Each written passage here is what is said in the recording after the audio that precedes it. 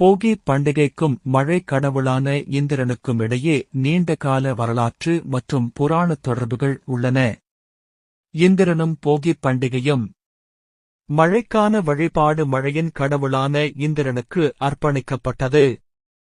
விவசாயம் செழிக்க தேவையான மழையை தருபவர் என்பதால் விவசாயிகள் அவருக்கு நன்றி தெரிவிக்கும் விதமாக இந்நாளைக் கொண்டாடுகின்றனர்.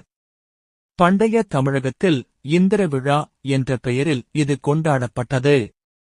சங்க இலக்கியங்களிலும் சிலப்பதிகாரத்திலும் காவிரிப்பூம்பட்டினத்தில் இந்த விழா வெகு சிறப்பாக கொண்டாடப்பட்டதாக குறிப்புகள் உள்ளன.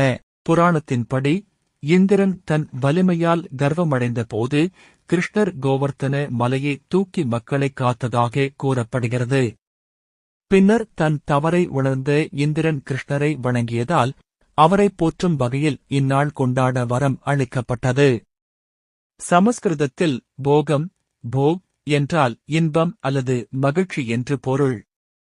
இன்பத்தை தரும் இந்திரனை போகி என்றும் அழைப்பதுண்டு.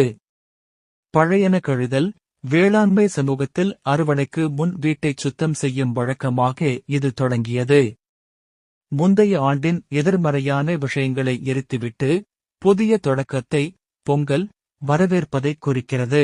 மார்கழி மாதத்தின் கடைசி நாளான போகி குளிர்காலம் முடிந்து வசந்த காலம் தொடங்குவதை அடையாளப்படுத்துகிறது. 2026ஆம் ஆண்டில் போகி பண்டிகை ஜனவரி 14 புதன்கிழமை அன்று அனுசரிக்கப்படுகிறது.